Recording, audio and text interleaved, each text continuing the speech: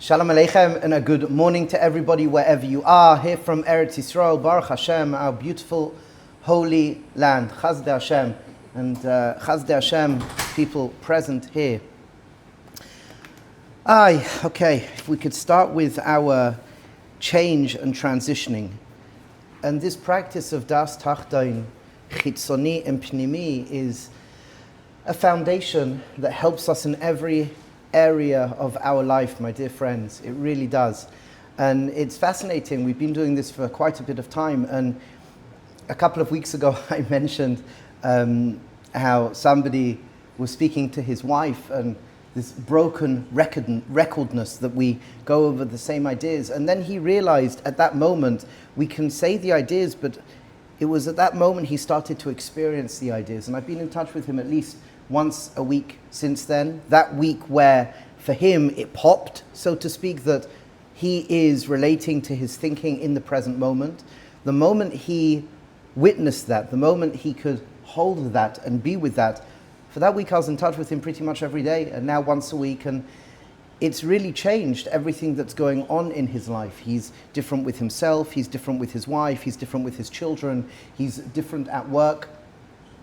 And sometimes he forgets that he is the witness. Sometimes he forgets that he is the part of him that sees everything, even within himself. And he's been making a conscious practice, which he'd been doing anyway, but now it's a very different experience of Das Tachtoin Chitzoni and Das Tachtoin Pnimi. And why is it a different experience? Is because now he's not experiencing it just as a mechanism of practice, but actually because he had this paradigm that he is the witness, he's the one that can see, he's the one that can hear his own internal workings. Anytime now he does this, he's had a taste of what it is to be Das. He's had that taste, and that means that he now just comes back. He comes back. And this is something so important to remind ourselves that, as the B'nai Machshava Tova writes, the Piasetzner writes in the beginning of B'nai Machshava Tova, what happens is we forget. That's it, Amalek, we forget. And then when we forget and we think we are our narrative, we think that we are the story that's going on inside, then it turns into the Erev Rav. Amalek drops when it's got us and we forget, and then we drop into the Nefesh and we think that we are our narrative. And Erev Rav is that we need to protect ourselves. Erev Rav is that we need to have that argument. We need to defend ourselves. And that's something incredibly important to think about, to remember, to realize. We actually have a poster, and Reb Shalom Shachna, can I trouble you? On my desk, there's a rolled up poster. As you go in, I think it's more on the left-hand side. If you could bring it, please. There's a poster that we wrote up with the Erev Rav. And again, Amalek makes us forget. Erev Rav, we drop into forgetfulness. We need to feel we have to defend ourselves. And when we feel we have to defend ourselves, we cause much hurt for ourselves, and we can cause hurt, obviously, for others. So here, I just want to show you quickly the middot of the Erev Rav. We've got, hopefully, little cards of this as well, but the Erev Rav, thank you. The Erev Rav, what the Erev Rav wants for us, when Das falls into Nefesh, first stage, when Amalek gets us, first stage, quarreling and slandering. Quarreling and slandering, being harshly judgmental, lacking compassion and empathy, promoting strife and controversy, being stubborn, choosing to be right instead of choosing to be happy or healthy, Tairadik, and behaving with spite and vindictiveness. What's another middot of the Erev Rav? This is brought by the Vilna Gaon. Indulging in desires, surrendering to physical lust, choosing convenience and pleasure, habitually negating self-control and developing and self-control and development, avoiding accountability and behaving immaturity. Another middot of the Erev Rav. Again, brought by the Vilna Gaon and Evan Shleima. Another middot of the Erev Rav. Behaving hypocrisy. Not aligning your behaviors with your purported beliefs, virtue signaling, demanding perfection of others, lacking integrity, being untruthful and unauthentic, and behaving sanctimoniously.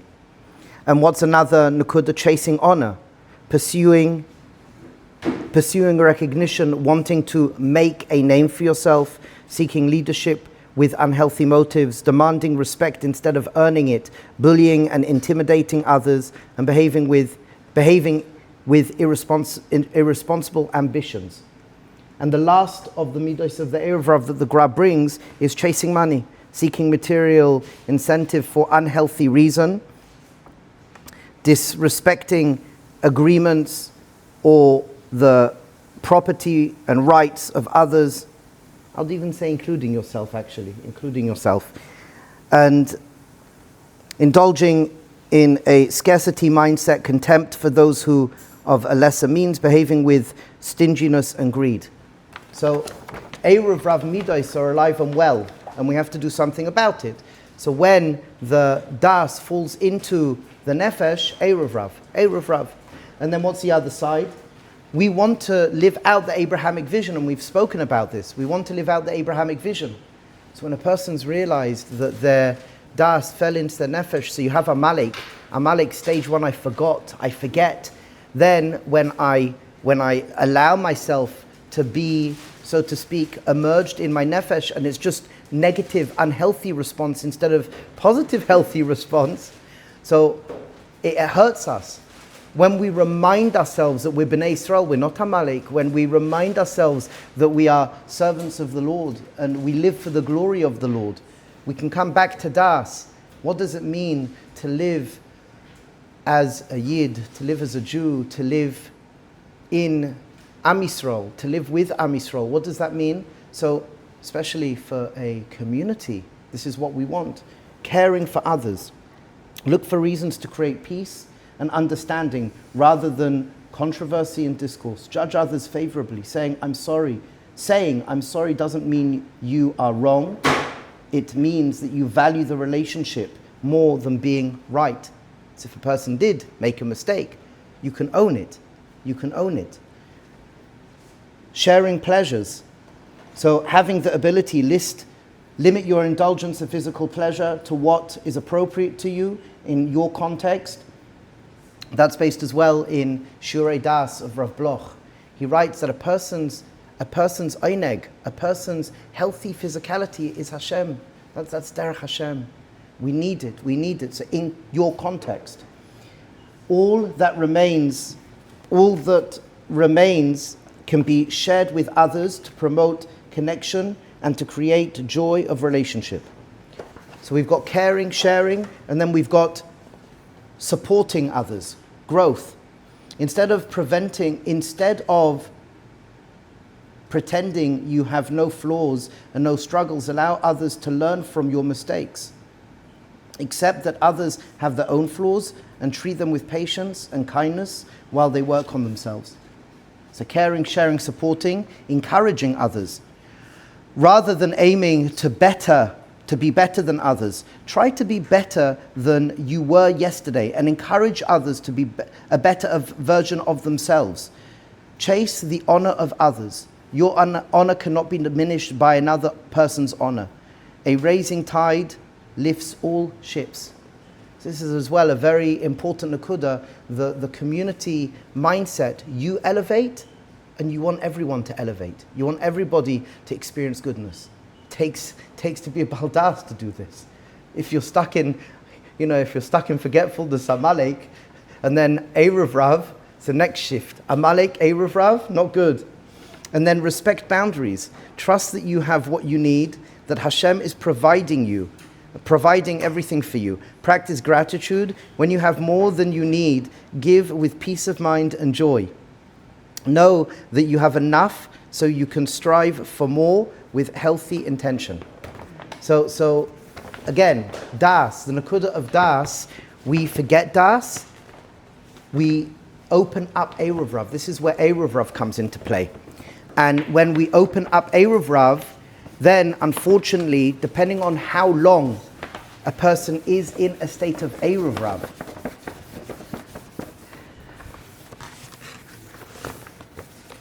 then we can fall chas v'shalom into the malach hamaves.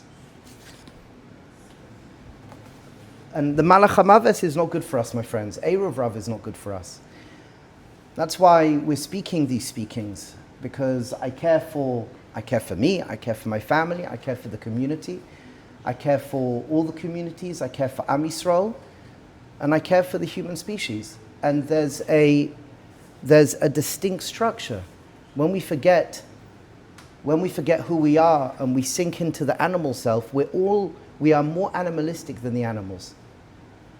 We're more animalistic than the animals. When the human species loses what it is to be a human being, we're more animalistic than the animals. You look at the animals, they eat what they need and they function. If we would live life really like the animals, this world would be harmonious. This world would be harmonious. And it's man, it's the human species that a lot of the time disrupts. And it's fascinating, you look, for example, in Chernobyl. So before Chernobyl, the wolves were basically eradicated. And since the Chernobyl disaster, wolves have come back into the demographic. And funnily enough, obviously, it's like, you think about this, but the Metzias is the wolves have changed the whole area. You look, for example, buffalo. I saw an article, someone sent me an article about how buffalo in certain parts of America that haven't roamed in a certain amount of groups for over 100 years, a herd, have been doing their job, and it's changed the landscape for the better. Animals, animals on a certain respect, there's a hierarchy, there's a deliberance in how they live, and we are the species, Adam, you and I are the species that create the biggest change. But the question is, what state are we in as we create that change? And this nakuda of if we forget and we're owned by Amalek and we fall into Eruv Rav, the 5 middot of the Eruv Rav, you look out at the world today and it's sad, because I see an Eruv Rav world, like we're owned right now, especially here in Eretz Yisrael, and you can do something about it. You as an individual, the more you become a baldas, the more you could listen and the more you could be centered and patient and tolerant and live the midos of Avraham Avinu, caring, sharing, supporting, encouraging with good firm boundaries. You by yourself can make a ripple effect. That's how powerful it is. You by yourself can make a ripple effect. And the beauty of HaKadosh Baruch Hu Kapshutai is, if a tzaddik does an avodah, it ripple effects far stronger than a rasha chas v'shalom doing something bad. The Zohar teaches us that. And hopefully we won't fall into malach hamaves. And even if we do, chazde Hashem, we have to chiyas hamesim. We have to chiyas hamesim. And this is a progression, my friends. This is a progression that we want to own. And we do that, again, das tachta in chitzoni. Just spatial awareness. Take a moment right now. And just notice where you are. Notice the space you are in.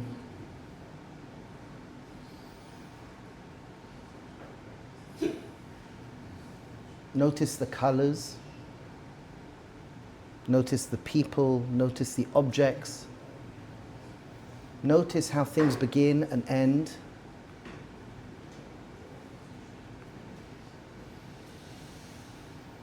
Then you can take a couple of breaths. Take a couple of deep breaths in. I'm here. This is where I am right now. Space. Remember, Sefer HaYetzirah 6.1. Space and time. Das tachta in chitzoni and das tachta in pnimi. Where am I right now in my body? Just notice that you are in a body. Notice you've been gifted a body. I'm in a body. I'm in a body. I have emotions. What am I feeling right now? Just ask the question and non-judgmentally observe. You can't do anything wrong. You can only do everything right. Ma ani margish.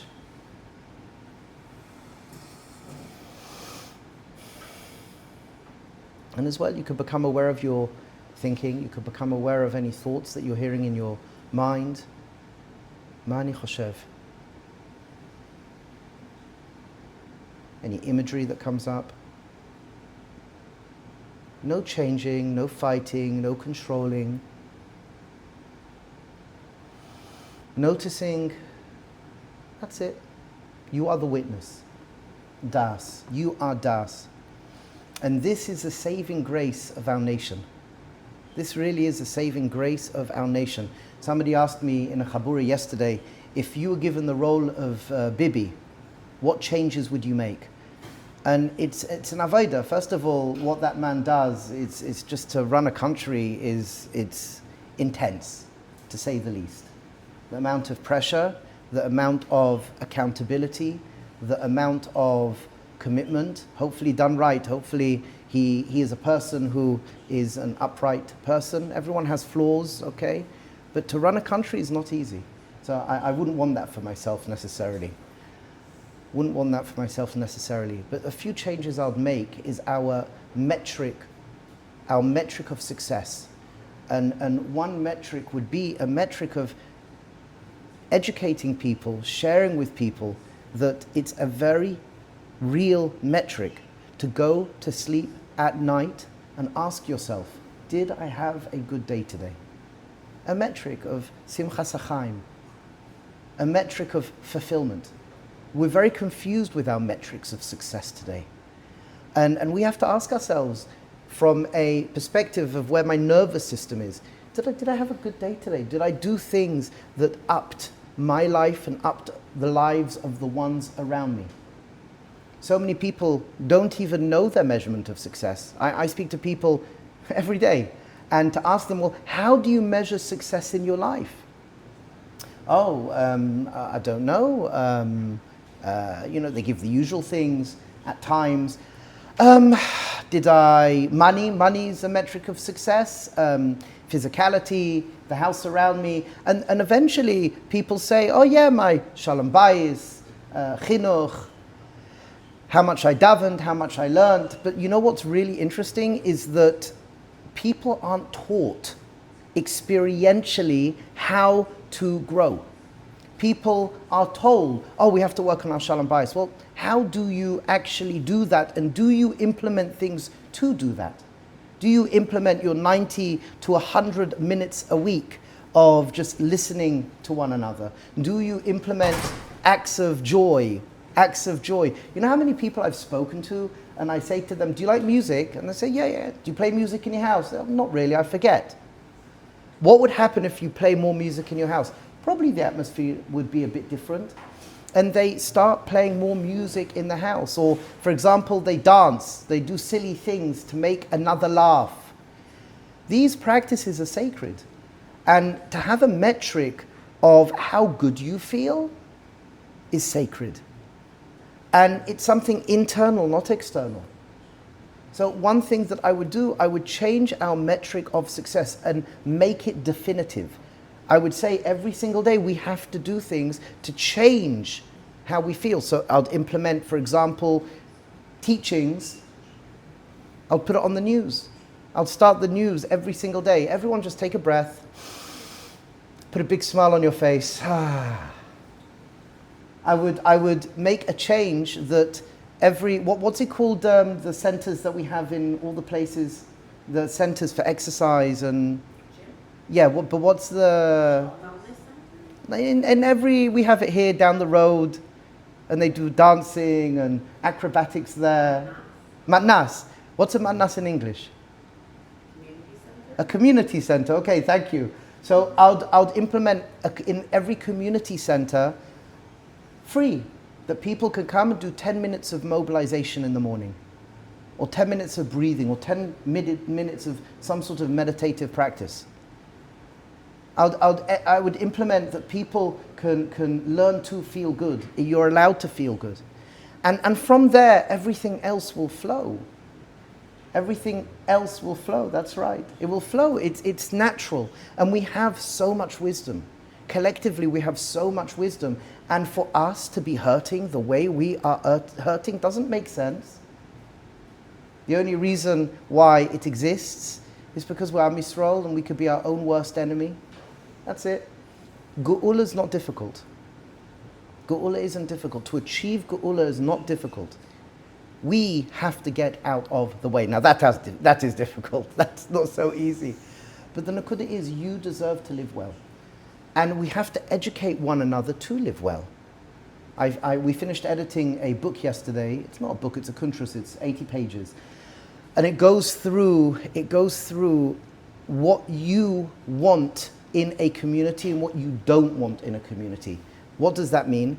What do you want? Who do you want to be around in a community? You don't want to be around liars. You don't want to be around people who are critical. You don't want to be around people who are cynical. You don't want to be around people who are users. You don't want to be around people who are not authentic, who don't follow through with their word. You want to be around people who are honest. You want to be around people who are purposely joyful. You want to be around people who are encouraging. You want to be around people who can listen and think and respond. You want to be around Balei Das actualized.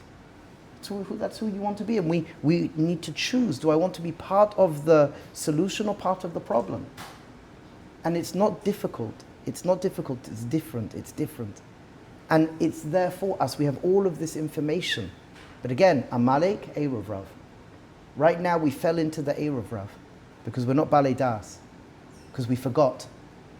And reminding ourselves, remembering, coming back to a place of Das.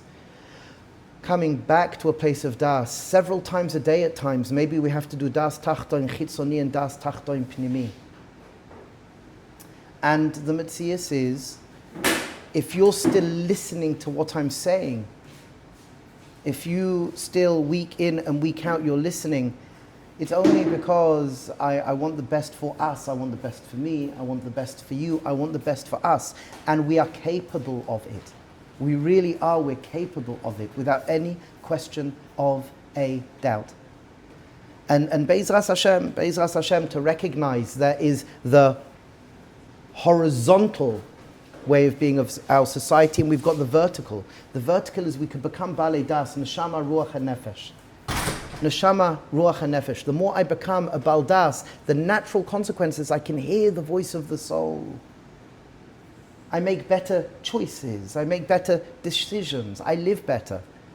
When I'm a Bal Das, a Balas Das, I'm more compassionate. I can choose that. And everything that we want to be, we need to be a deliberate, conscious practitioner of it. A deliberate, conscious practitioner of simcha, of joy. A deliberate, conscious practitioner of compassion, rachamim. A deliberate, conscious practitioner of being strong in my beliefs.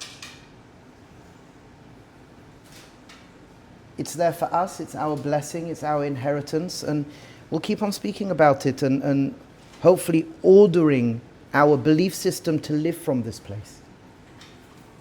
Be'ezras Hashem. And again, one person makes a shift, that's universal for everybody. My change is your change is my change. And we want to be in a community, we want to be in communities, we want to be in a nation where everybody is looking out for each other. And we are a miraculous nation. We are a miraculous nation. That means that we don't have to fight as much. We only fight because we think we're a nation like the non-Jewish nations. And there's nothing wrong with the non-Jewish nations if they live well. But we happen to be an odd nation. And that odyssey is a fact. And that's okay.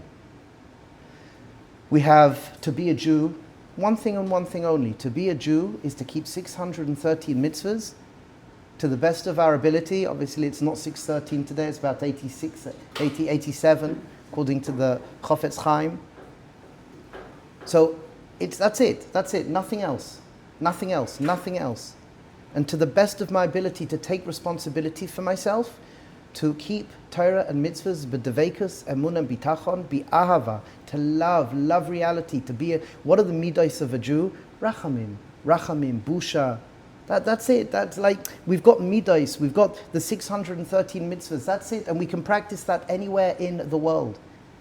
Anywhere. If a person is Zoicha Kedushas Haaretz, if a person's in America, good for them, good. If a person's in London, good. It's not, like, we've complicated things. Das simplifies. And with that, my friends, to remember the horizontal, we've got the vertical. We belong to a chain from Moshe Rabbeinu until today, and there are souls who have graduated from this world. And to remind us, to remind ourselves of them is so important as well. That there's the neshamas in Olam and Hanashamas that have gone up recently, but the Olam and Hanashamas of the future generations are there as well. So just hold in mind, Be'ezras Hashem, Lilu Nishmas, Yaakov ben Yamin ben Rachamim, Reisha Devaira bas Yaakov HaKohen, Chaya Sarah bas Yehuda Leib, Malka bas Zev, and a dear friend, Yonasan Eisan ben Mordechai Zev, Rabbi Jonathan Cohen, who was Nifta, he was buried yesterday, and he's going through now his processing. And thank you, Rabbi Cohen. Be'ezras Hashem, you should have a refuah shalema, kisei hakavod, a refuah shalema, and daven for us. Be'ezras Hashem is Baruch. Baruch Hashem. Okay. And a refuah shalema, chevra, a refuah shalema for Mayan bas Devaira Hadassah, and Rafaivel bas Tova Fei, and as well deep thanks to all the chevra that are in touch, all the chaburas and the night shurim, the different yeshivas Leva Torah. The night shurim have just gone back. You should have much success. Try not to regress too much. Try not to regress too much. And to the Kaplan family, to the Kasper family, to Akiva Michael, to the Yavin family, to Mrs. Yavin. Be'ezras Hashem, goodness to all of us. It's true to say we can cut all of this Hagdama out, but I think inside the Hagdama is important as well. So Chevra,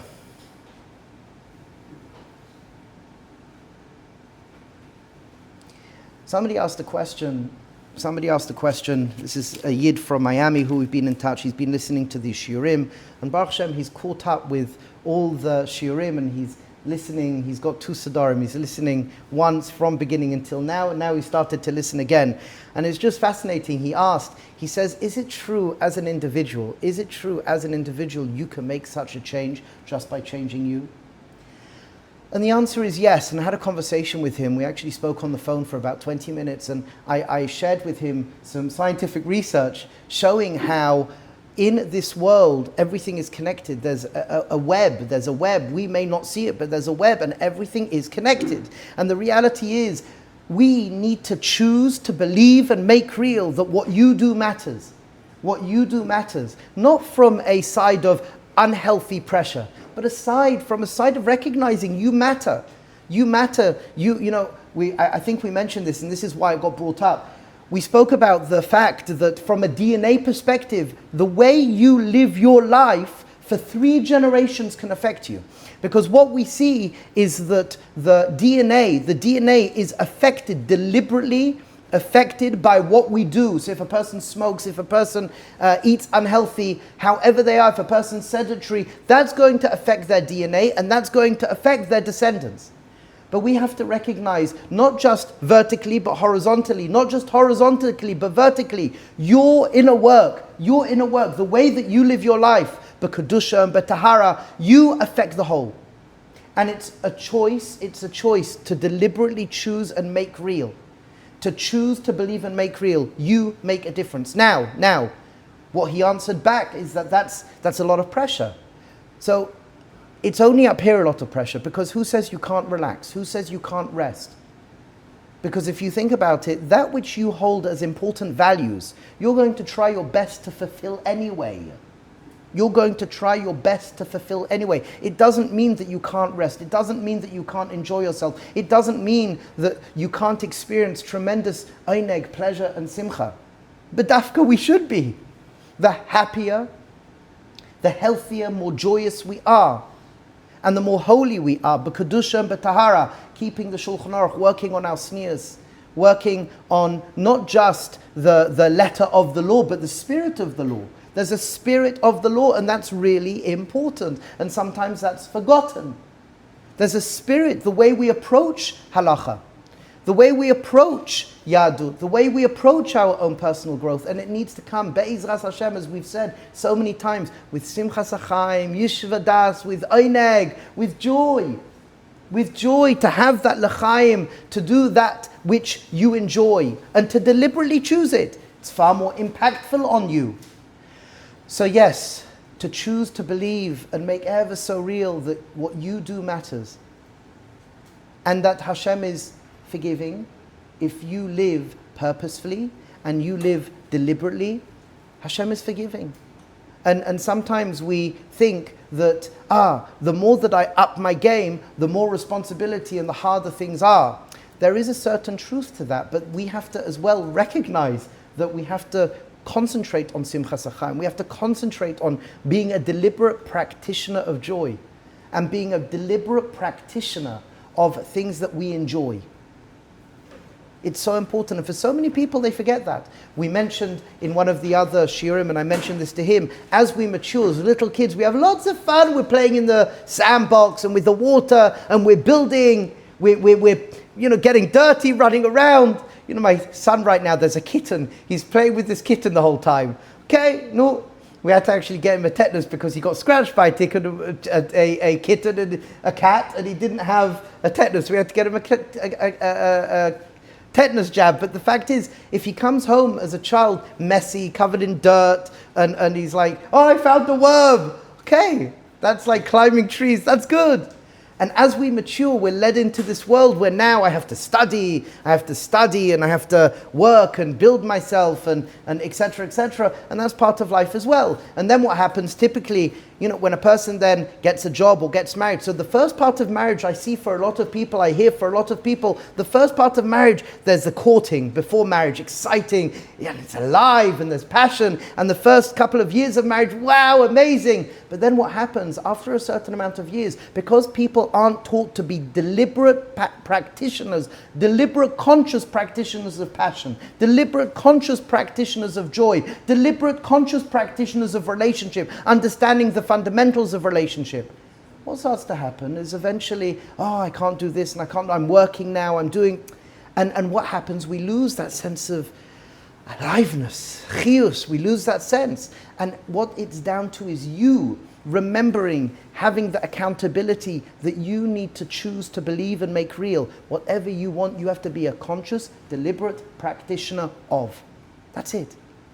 And it's up to us. And yes, it's difficult. Yes, it could be overwhelming. Yes, we have to sacrifice. It's the nature of life as well.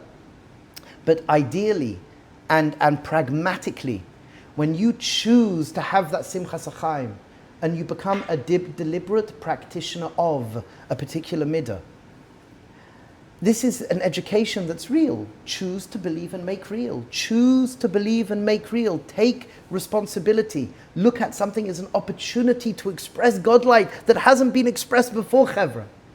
My dear friends, it really is up to you. My dear friends, it really is your choice. It really is your choice. And I hope that we can always be in a community, and we can develop our community and develop algorithms and make things simpler and simpler and simpler, and remind ourselves to be a deliberate, conscious practitioner of a smile. To be a deliberate, conscious practitioner of learning to breathe, letting go, and feeling good. I'm choosing to be a deliberate practicing. I choose to believe, and I choose to make real. I choose to be conscious of my ability to change my state and to really practice joy, to practice feeling good. To practice feeling good. It sounds odd, but that's how we work. And we are to be the mechanic over our mechanisms. And where we are up to in our avodah here in this kuntras is that a great confusion has enveloped us. And what we spoke about, you have a question? So go, okay, yes. Okay. So we will do a recap in a moment and take a couple of questions, important. Do the recap first. It's a question about what we spoke about last week. Okay, so let's do the recap and then we'll take questions. Last week we spoke about and leading into this great confusion. And again, I'm asking you to think about it. I'm not here to preach. Please, very important, use your critical thinking. Challenge if needs be. If it sits well with you and it makes sense, good, la briut. But if there's something that doesn't, this is not about me. This is about you. I want you to live better. I want you to experience more joy. I want you to live more with synchronicity in a healthy way. So what we spoke about is that there's das and nefesh. We've been speaking about das and we've been speaking about nefesh. And in this kuntras, we're going more into the experiential difference and the qualities that are shared within nefesh and the qualities that are shared within das. And what we have labeled for the sake of this document is das is self-esteem and nefesh is confidence. And what we said is the foundation of being, self-belief. Das is I exist. I'm good within myself. I'm participating in divine consciousness. I carry a neshama. I stand whole. Nothing essential lacks within me. So just imagine living a life where you're living with that. I'm centered. I'm whole within myself. Just even we have a practice in our groups where we just take a breath in. We hold for a minute the breath. I'm whole within myself. I'm das. I am the witness. And then we just allow the breath out. And we repeat that as an affirmation, as a mantra. I'm whole within myself. Nothing can change that. Within das, there's no good, there's no bad, there's no right, there's no wrong. Within das, it's hishtavus.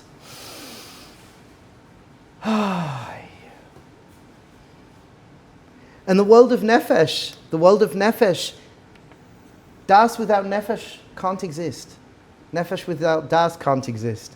It's the world of nefesh, the power of becoming confidence. They are our koiches ha-nefesh. Our skills, talents, work, creativity, accountability, contribution, building, success, influence in this world. Success is healthy. What's it called when you're doing something against somebody else? In a race? Competitive, being competitive. Healthy, what's the word? Healthy? Competition. Healthy competition. That's nefesh. This system generates confidence. The strength and vitality that arises when we see ourselves capable of shaping reality. Confidence matters deeply. Without nefesh, life stagnates. Without accomplishment, creation dries up. Without agency, the human spirit withers. But nefesh never carries the task of providing worth. So this diuk, experientially, is very, very, very important. Okay, and a question, yes. My question is on the line after the one that the Rav just read, which yes. is Nefesh never carried the task of supplying identity. Nefesh never carried the task of supplying identity. It never carried the task of creating inner wholeness. That work belongs to Das, yes. So I guess have been struggling a little bit with what the Rav means when he says it never carried the task of supplying identity. I guess I'm working to try to understand what identity is in this context, because when I think of identity, I think of that which distinguishes me from others, what makes me identifiable. Brilliant. I don't think you're the only person that does that. Right. So I'm trying to understand what makes a person identifiable and distinctive from other people is not within the nefesh realm, where there's fracture and there's skills and there's talents and there's experiences and memories and values and all the things that, for me, I group into my sense of self. I understand that there is something above that sense of those experiences and memories that makes them all seem part of one bigger thing, which I call me. But I don't understand what we're talking about when I say identity belongs to God. So you answer the question, please. Why are you asking the question? Why are you bothered by this? And you're bothered by it because you can't hang on to it. But you take now. So again, you're bothered by it because you can't hang on to something. Now carry on. I'm bothered by it because I can't hang on to something. So right, because dot is fleeting or it's not tangible, not fleeting. It's tangible, it's not tangible, it's ethereal. silence, Yeah. it's just awareness. I Yes. understand that I can't hold on to it. What I'm Yes. struggling to understand is when we talk about a person's name is their essence or their neshama. Forget that right now. essence. Don't go When we talk about religious. a shor Don't neshama- go religious on me. Okay. Pragmatically speaking, why are you asking the question, number one, which makes sense? It's a question that makes sense. Number two, what I will respond to you, and then I want you to finish this, is you're bothered because you can't hang on to something. Yes, I understand that. I understand. I understand what the Rabbi is saying. I'm bothered because I can't hang on to them. I'm trying to find a definition of identity that I can hold on to. Exactly. So And there's like, there's two different things. There's but I just want to say, identity and sense of self. this is you hear how delicate this is, and you hear how misleading this is. This is what is so difficult for us. We've been led to believe, not just you, believe it or not just you. People have been led to believe in regards to your essence and identity, you should be able to, so to speak, hang on to something and communicate it. And we can, but the challenge is I can't speak about it, I can only speak around it. And it's very difficult. So when the Rav says that the Nefesh didn't carry the task of supplying identity, we're using the word identity loosely because that's the word that we have. What's the role of the Nefesh? What is the role of the Nefesh? So what's the role in this context that you are sharing? If we're saying here that, and I think we're correct in saying it. Again, I'm just saying, very important to all the listeners and everybody here, that these works are diaries. These works are diary entrances. These works are things that I wrote up. And through conversations like this, sometimes it could be that the wording on the pages have to be rewritten. So I'm saying to you that if we don't have these conversations, it could be something is experientially less correct or less accurate, and we may have to change it. But right now, I think the words on the pages are correct. They are correct. So what's the bother that a lot of people experience? But also, what's the Nefesh for? So the Nefesh, I think, is to discover identity or to have manifestations of identity. I like that word better. Manifestations of identity. Good. Why? Why? Because what is the Nefesh? The Nefesh is the physical experience in this world. Can I throw in a word and see if it resonates? The Nefesh is the tools. Right. The bodysuit, and within my bodysuit, I have a number of tools, and through doing things, using those tools, I find the algorithm that best expresses my neshama and das through the participation. So Nefesh are my tools that I have to discover self and to bring Godlight in the world, tafkid. Through my Nefesh and through pushing myself in learning new skills and new behaviors, all of that then produces a situation where I say, oh look, I enjoy doing this and I'm better at this than that which I ingest and I enjoy less and I'm not as good as it.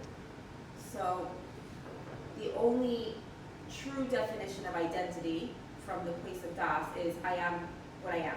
Correct. That's it. Correct. And anything beyond that, any memories, experiences, roles, values, skills, talents that you feel are distinctive to you, those are just manifestations Correct. of I am what I am. Correct. And the other thing, what was I going to say? Now I'm losing it. Okay, so that's identity. Oh, that was what I was going to say. I'm still struggling. Maybe this is maybe I'm just going a little bit too semantic with it. But identity, as we said, is that which distinguishes me. From within me. Basically. Nefesh and das. But my Das is completely separate from any other Das that has existed before. It is distinctive. Yes. Okay. but it's very difficult to speak about because it's far more. The further you go up spiritually on a certain respect, the more similar we become. And the more connected we all become. Yes, correct. But to say that this sense of das, I am what I am, that sense of identity, is distinctive, is because this combination of nefesh, ruach, neshama, das, experiences, shoresh neshama, genealogy, all of that has never existed before, and therefore it is my identity because it is what I am, and nobody has ever been that, and nobody will ever be that, and yes. I am what I am, and that's yes. And this is what Rabbi Nachman says in Sichas Haran. He writes that there's never ever been the same combination of neshama, ruach, and nefesh as well. He doesn't say this, if I remember correctly, of Chayin Yechida, but that's included as well with exactly what you're saying. The combination of you in this incarnation has never been around before.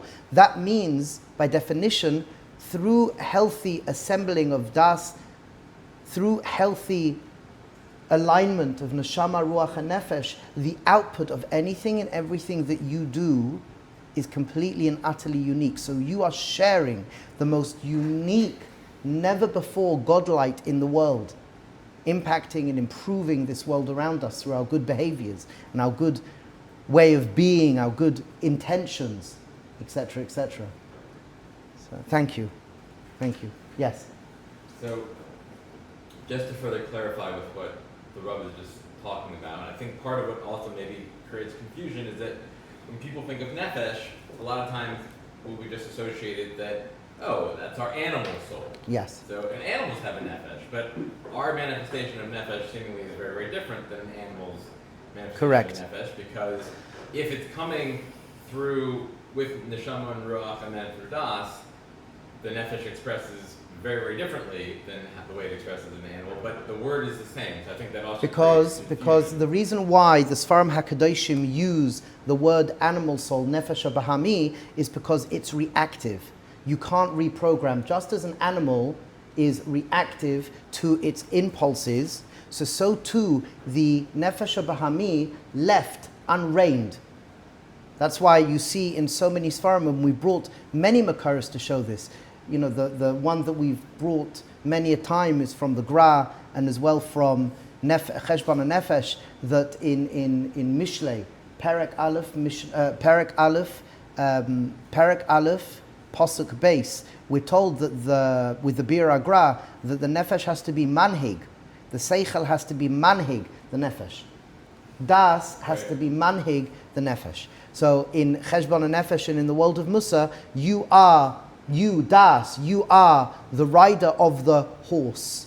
And we have to teach the horse to react in a proper way, and that's Tikkun Hamidos. But all makes sense, but wouldn't it also then make sense that through Chazal we would, I'm just not thinking of the term, but we would be saying like Nefesh haben Adam, like the Nefesh. No, Nefesh Bahami. Nefesh is always Nefesh Bahami. But that's what's confusing. It's because if it's always Nefesh Bahami, then the pushback would be is that then like what's the upgrade then? Because the upgrade is that I can change through training my behavior. But the moment I'm not on it, it will go wherever it's going to go. It's perpetual. An animal can't train itself. It can be trained, but it cannot train itself because it doesn't have the das to train itself. So again, an animal can be trained but can't train itself. The Nefesh Bahami can be trained but can't train itself. You need to have the das. So it's always called the Nefesh Bahami, and we can upgrade. We can teach an animal tricks. And as we mentioned based on other texts, based on our Rizal, we've shared a number of Makoros here that through training the Nefesh, eventually it's the Nefesh that will, because it's now been metaher, it's been purified and trained, that's what opens up to the highest spiritual levels. So when you train the animal, you can trust the animal. I'll give you an example. A friend of mine trains dogs. He trains dogs. And he got as a puppy this pit bull. Now pit bulls are very, they're very interesting dogs. And he got this dog, and it was an abused dog, and it was very aggressive. And he trained it. he today, for the last like 12, 13 years, the dog's getting old now, but for the last 12 to 13 years, he will bring his dog when he is working with other dogs, doesn't matter what the dog is, but he trusts his dog. He's trained his dog that his dog is an extension of him. That means that when he's working with an aggressive dog, he uses his dog to help calm the nervous system of that aggressive dog. So when we're speaking about being metaken the nefesh, we're being metaken the nefesh bahami. I'm using my thoughts, feeling, physical sensations. I'm using my body. I'm training it that my responses are going to be healthy responses. Just as a dog will wait until the command, and then you have to reward it. Always, it's going to be the same with the nefesh bahami. But what we know in the Svarim HaKadoshim, that when you metaken the nefesh bahami will metaken you. But it always remains the nefesh bahami. You always have to be on top of it.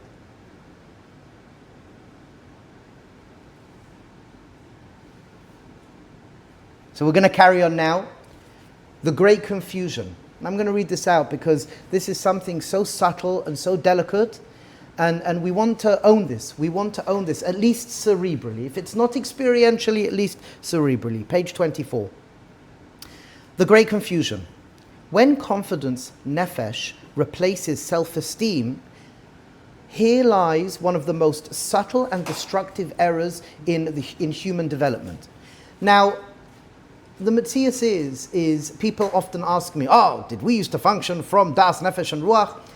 It could be we had different language, and it could be that by definition a person works on themselves. All of these mechanisms are touched when a person's naturally being more disciplined, when a person's naturally learning Torah and understanding the definitions. It could be we don't have to speak it as openly, but here in our generation we have to speak it openly and clearly and try to give enough information and dialogue around this.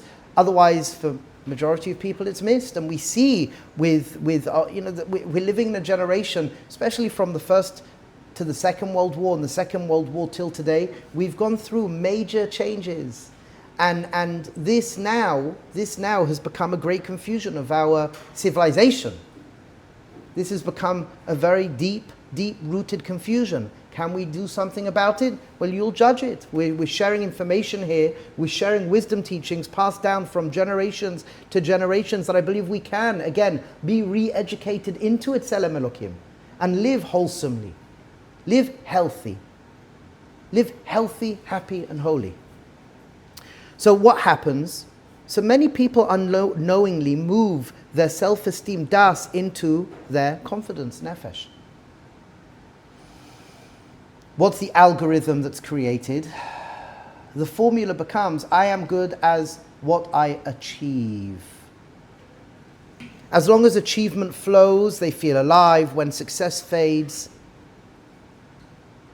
what happens? The self collapses. And again, I just would like us to contemplate, when we look out at the world today, when we listen to people. This is something, I work with people and I'm sensitive to this. So I hear this time and time again. So we hear things like, the confusion creates the familiar inner voice. I will be okay when this happens. I will feel whole when I do this. I will feel happy when this is in my life, whatever it may be. So I will be okay when, I will feel whole when, I will feel happy when the money arrives, when the relationship stabilizes, when the book is published, when the business grows, when the children succeed, when I pray better, when I pray harder, when I learn better, when life finally looks the way I think it should. So what happens structurally, this forms a what's called an outside-in reality, not how we are truly meant to function at the beginning stage of an inside-out. So what this creates is circumstance equates to my core state. Circumstance, the outside world, equates to my core state. the outside world, the events that are going on outside, they own me. So I'll never forget, somebody once came, it was a nurse who came to the Pilsner Rav, and she was getting bullied in work. It was a whole matzav. And the Rebbe said to her, which I've heard other people say this as well, no one can hurt you without your permission. No one can hurt you without your permission. Why? Because truly our circumstances don't equate to our core state. If you're living from Nefesh, if you're living from the place of confidence coming from all the things that I have achieved, and I forget my true identity, and again, it's odd. This is not typically the way that we speak, and I get that. I get that. If circumstances rise, I rise. If circumstances fall, I fall. But no human nervous system can survive long in such a fragile society or economy. And we're experiencing this now. We're experiencing this in Eretz Yisrael, in Medinat Yisrael. Not Eretz Yisrael, but Medinat Yisrael, we're experiencing this. When achievements carry the burden of identity, disappointment turns into existential injury. Failure feels like annihilation. Loss becomes personal collapse. Life begins to feel like a test of worth rather than a field of experience. Everything is an opportunity. Biala Rebbe, Zichron Livracha, when we'd say, my father would say, I have a problem. I've got a big issue, a big problem. The Rebbe would say, he would say my father's name, an opportunity to megale HaKadosh Baruch Hu. Everything is an opportunity. But again, you can only face that when you're in a state of das, when you're a Baal das. I'm respecting the fact I have a voice inside of me. Sometimes things, are so difficult. I get that. But it doesn't take away from the axiomatic truth that you are das, you are the witness, and you have a nefesh, and all of your skills and talents, all of your accomplishments are a clothing to Megale Hashem in the world. It's not fully and truly you in your essence. Anxiety grows, comparison intensifies, joy becomes conditional. That's so sad. People can get up in the morning, it's like, oh, why are you in a bad mood? I got up on the wrong side of bed. See, if you have no reason to feel bad, you don't have to have a reason to feel good. You don't have to have a reason to feel joyous. And this is odd for people because, again, outside in reality is that you could look at somebody and they're going through something very difficult. And because it's an outside in reality for a person observing a person who's living in inside-out reality, they would say something like, I don't understand, things aren't so easy right now, why is it that you are joyous? And the person who's living from a state of das really finds it difficult to get why you're even asking such a question. This means that I should feel bad? Why should I feel bad? It is what it is, it's not in my control. Things that are in my control, which are only a few things, I can learn to take responsibility for. But there's so much in our life that's not in our control. And because it's not in our control, I have to learn to let go. I have to learn to let go. I was speaking to somebody yesterday, and they say, I don't get you, Rabbi Gerzi, I don't get you. Because on one hand, you're heartbroken about what's going on within Eretz Yisrael, or when there was a war and this, and you're sad, but then the next moment you're joyous. So it's because I need to feel a little bit, but I can't control that. So what's the best thing I can do is be joyous. Ivdu es Hashem besimcha. But again, it's counterintuitive for so many people because they think, because the world is falling apart, I have to be sad. Because there's a war, I need to be sad. Because someone died, I now have to have a breakdown. But that's not how life works. That's not how it should work. Maybe we're in such a mess today because of this outside-in reality that people have chosen to really think that which is going on outside is who and what they are. And this is not taking away from empathy. It's not taking away from compassion. But your core essence is this steady, it should be. The more you become das-centric, you feel more joyous, you're happier, things are funny, irony. And you have the ability to go into your nefesh and feel, but then come up and be connected to the truer self. Peace dissipates. When a person's living from nefesh, when a person thinks that the nefesh is their identity, peace dissipates. Because we have to feel, I believe I need to protect myself. I have to force, control. Oh, everyone has to do this. Everyone has to do the same thing. I'm sure that we had that before, Tower of Babel. Maybe we're experiencing it again today. This idea of equal rights. This idea of everyone has to be part of this. Who says? You think so. But truly, who says?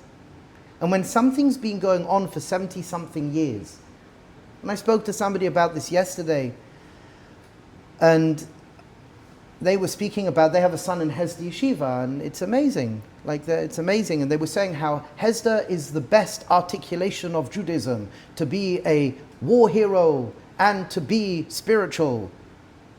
If you want to believe that, you can. There's nothing wrong with that. I'm all for it. But don't choose it for somebody else. And they said, oh, so you're on the side that everyone should be doing. I said, no. Each person has to choose for themselves with dignity and with humility what works for them. Oh, but society can't function like that.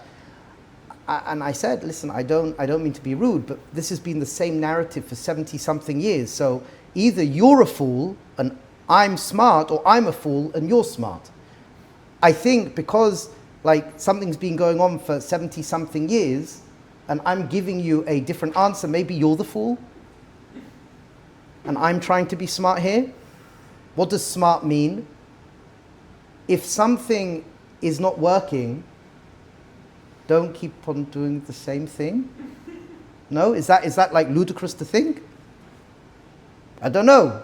But again, you can judge for yourself. I'm not saying that you can't come to an answer, but you can't come to an answer if you're functioning from nefesh. If you're functioning from nefesh, peace disappears. If you're functioning from nefesh, joy becomes conditional. If you are functioning from nefesh, comparison intensifies, anxiety grows. You get what I'm saying? You hear me? It's very subtle. That doesn't mean that we should just let everything be hefker. No. It means that you relate to that which is going on from a different place. From a different place. A place of what we call maturity. A place of maturity. And again, this is what I was saying, that it's not difficult, it's a different way of thinking. And at times counterintuitive. And I get that and I respect that deeply. And that's why we need to have these courageous conversations. To understand the difference between living from a place of nefesh, living from a place of das. Yes, sir. So, one other nuance, just to understand within this context. So when a person is dreaming, right, it's an interesting dynamic because the neshama is going up, only the nefesh is still directly with them. So, and if a person has these very, very vivid dreams, those seemingly are happening on a nefesh level, the dream, at least it's being described. Well, it depends. It's being described in nefesh. A person having a dream is being described in nefesh, correct, yes. So, but if the person's dream can theoretically be manifesting in very interesting ways, and everyone knows this chazal, how dreaming is 1/60th of Ruach HaKodesh or Nevuah, so I'm not even getting it right. But in the context of das versus nefesh, you wake up, and whether it be a really good dream and theoretically you have a good feeling or the opposite, how then are you going to carry that as a baldas? Because when a person has a dream and receives something, you'll do a cheshbon nefesh. Number one, you have to assess, person can have a dream. It doesn't have to change the way you live. No, but I'm saying it doesn't have to change the way you live. And if it's a truthful dream, it's a truthful dream. So you have to do a cheshbon nefesh from a place of das, a shikl hadas, and you have to ask, oh, that was interesting. What does this mean? And if there's symbolism, obviously there's symbolism. So you go to a chacham, you go to somebody who understands dreams, and they can help untangle if needs be. But it doesn't, I would suggest it doesn't change anything. It doesn't change anything. No, I agree. I wouldn't say it changed. Just a question in the context of how to internalize it in the right context, because the same way you would internalize anything. You do a shikl hadas, you'll think about it, and you will assess. You will assess. I don't believe that changes. For a dream, I don't believe it changes for anything, even with nevuah. So even if a person experiences nevuah, if you look at the Rambam and you look at the Ramchal, it's like they're on trial. It's like an edus. So they have a nevuah, and then you have a group of people that ask questions. It's like a trial that goes on to ascertain what the quality is of that nevuah. That comes at the end of the nevuah? Yeah. That Yes. Yeah. Huh. Yes. So effectively, that's what nevuah shares very much in common with a dream, is that there's a process of trying Correct. to filtering what of this Correct. definitely needs is a MS to share versus that which should be disregarded. Yes. Yes.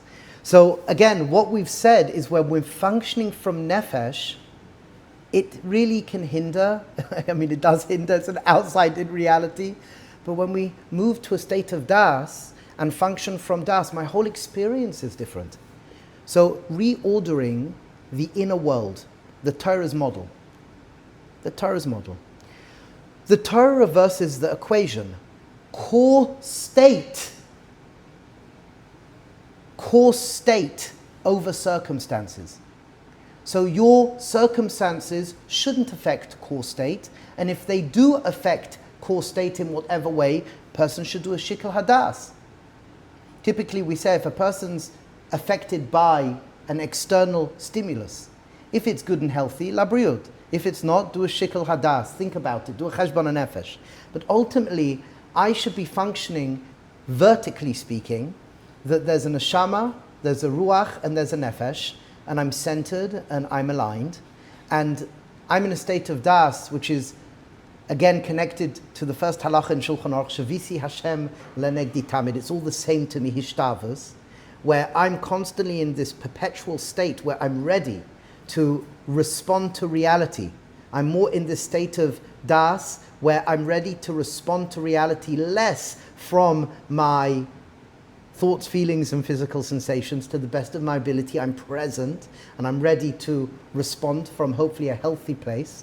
And because I'm in this state of das, I can hear the voice of the neshama. I can hear the voice of the neshama and act. So my core state should equate to the way I relate to life, not circumstances. So core state really should affect circumstances unless stated otherwise. So now this is very important. What's the unless stated otherwise? That if I deliberately choose to place myself in an environment that's healthy, if I deliberately choose to belong to a community that's healthy, I can allow my guard down, so to speak. I can allow my guard down because I feel safe. I am safe because there's a trustworthiness, and I can allow the outside world to affect me. But that's only if I am in a community that allows that for me. Yes? Is that like stopping malacha on Shabbos? That if you've prepared before Shabbos, then you trust to stop malacha Yes. on Shabbos because you'll have what you need? Yes. So if you prepare before and you create an environment and a chevra that's Yes. going to support you in healthy behavior, then you can trust Yes. let go a little bit into your nefesh because you know your nefesh is in a safe environment. Exactly. And that's something I know that I want so desperately to build this. I want to build an environment which is a community consciousness where people can come into their daladamos. And I believe we have this with a number of the chevra here, where somebody can come in and they can be seen. They could be seen in a more raw form. And I think that's something which is so important for today. And that's true achdus, where a person could be seen and heard and held in a healthy way. So again, core state is what is important here. So my core state doesn't emerge from what I have. My core state emerges from what I am. So I am consciousness, and I am channeling Godlight through my neshama into my consciousness, into my nefesh, out in the world. So my core state doesn't emerge from what I have. My core state emerges from what I am. I am Elokai Mimal Lamal Mamish, a soul drawn from divine consciousness. I carry infinite dignity. I exist before I achieve. From this inner wholesome das, my actions and accomplishment, nefesh, becoming an expression of life, not its foundation. So nefesh is expressing. Nefesh should be expressing. And as I relate to reality from this clean place, then my expression is going to be more spot on. Whatever I'm going to do. So I study. I'm studying, I'm cultivating, I'm studying language, I'm studying new skills, I'm studying Torah and Halacha, I'm working on my Kedusha and Tahara. Then in my moment-to-moment experience, when we say my incarnation is my curriculum, it's more spot on. When I say my incarnation is my curriculum, my moment experience becomes my tafkid. When I say that my incarnation is my curriculum from a place of das, I'm megale HaKadosh Baruch Hu in an unbelievable way. So from this inner wholesome das, my actions and accomplishments, nefesh, become an expression of life, not its foundation. Achievement strengthens joy. It does not create joy. Loss, challenges, loss, what's this say? Challenges experience. Loss challenges experience. It does not destroy identity. From this place, the human being stands wealthy before acquiring anything at all. And this is an important part I just want to iterate. Achievement strengthens joy, it does not create it. What does that mean? That anything that I do, if I buy something from a place of das, I enjoy it far deeper and I enjoy it far longer. What happens if you buy something from a place of nefesh and not from a place of das? You buy it, it's like a drug. Oh, amazing. And then after a certain amount of time, the appreciation for it decreases. But when you buy something and you really come to choose that this is not giving me my simcha, but it's supporting my simcha, it's supporting my joy, you respect it a lot longer, and you're with it and enjoy it a lot longer. So in our relationships, my joy comes from within, and you support my joy. In relationships, I'm whole within myself, and you support me being even more whole. We support each other in all of the beautiful middot. You support me in experiencing pleasure. You support me in experiencing joy. But from within, functioning from a place of das, which is hishtavus, I become a conscious practitioner, a deliberate conscious practitioner of becoming more and more a baldas, functioning from this state of consciousness. This expanded, elevated state of consciousness. And I realize, whoa, my identity, I can't even speak about it so well, but it's okay. It's something that I learned to feel after these conversations and letting go. I let go, put everything in its right place. Joy, Ich habe a neshama, I've got a neshama. I am whole within myself as is. When I can learn to function from this place, everything is more delicious and sweet. And then when I learn skills, when I have more talents, it becomes even more wonderful. So Be'ezras Hashem, again, the reordering of the inner world, the Torah model, is neshama, ruach, das, and nefesh. And the recognition that the confusion we live in today is because the equation has become external situations affect my state. I am who I am because of what's going on outside and through my nefesh, when no. You are whole, perfect, beautiful, wondrous, and wonderful without anything. So refreshing. So Be'ezras Hashem, wonderful chevra, take a moment. What have you heard today?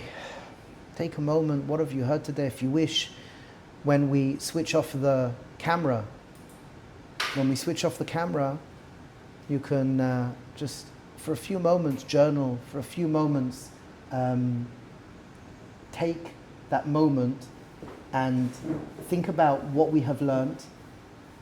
Take a moment and just speak it out to yourself. What helps you? What heals you? Because you are the creator of your destiny. Choose to believe and make real.